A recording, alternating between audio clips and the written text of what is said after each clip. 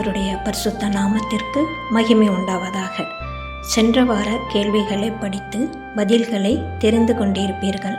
அதுபோல் இந்த வாரமும் 3 புதிய கேள்விகள் முதலில் தமிழிலும் ஆங்கிலத்திலும் பதிவிடப்பட்டுள்ளன. அதைத் தொடர்ந்து கடந்த வார கேள்விகளுக்கான சரியான பதில்கள் பதிவிடப்பட்டுள்ளன.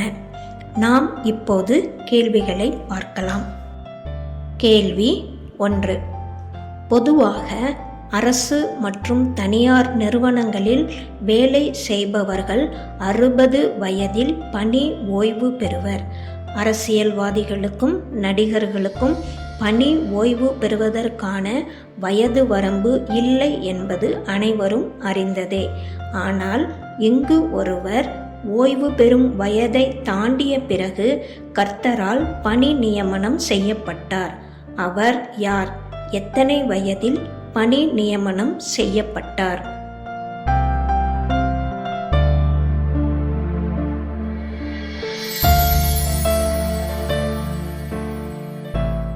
கேள்வி 2. பந்திக்கு முந்து படைக்கு பிந்து என்பது ஒரு பழமொழி. அதாவது விசேஷ நிகழ்ச்சியில் நடைபெறும் விருந்தில் சாப்பிடுவதற்கு முந்தி சென்று சாப்பிட்டு விட வேண்டும்.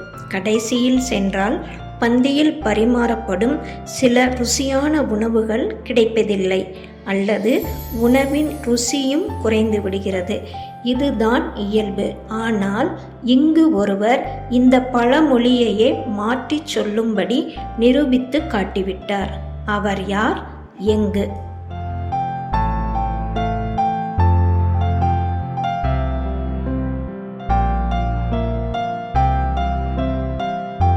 கேள்வி 3.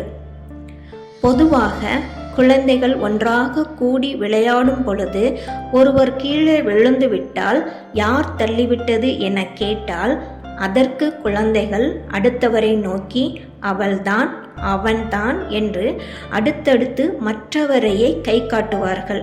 அதுபோல தேவன் கேட்ட கேள்விக்கு அடுத்தவரை நோக்கி அவள்தான், அவன்தான் என அடுத்தவரை சுட்டி காட்டியது யார்?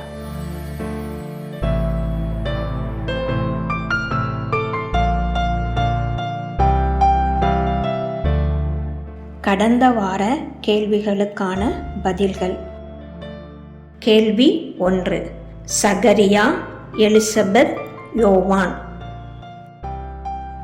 கேள்வி 2. சாராய், எகிப்து தேசம். கேள்வி 3. தேவதூதன், பெதஸ்தா குளம். பிரியமான சகோதர சகோதரிகளே, இந்த வார கேள்விகளை படித்திருப்பீர்கள். இதற்கான சரியான பதில்களையும் உங்கள் கருத்துக்களையும் கமெண்டில் பதிவிடுங்கள். நன்றி. கிறிஸ்துவே உமக்கே மகிமை உண்டாவதாக. ஆமேன்.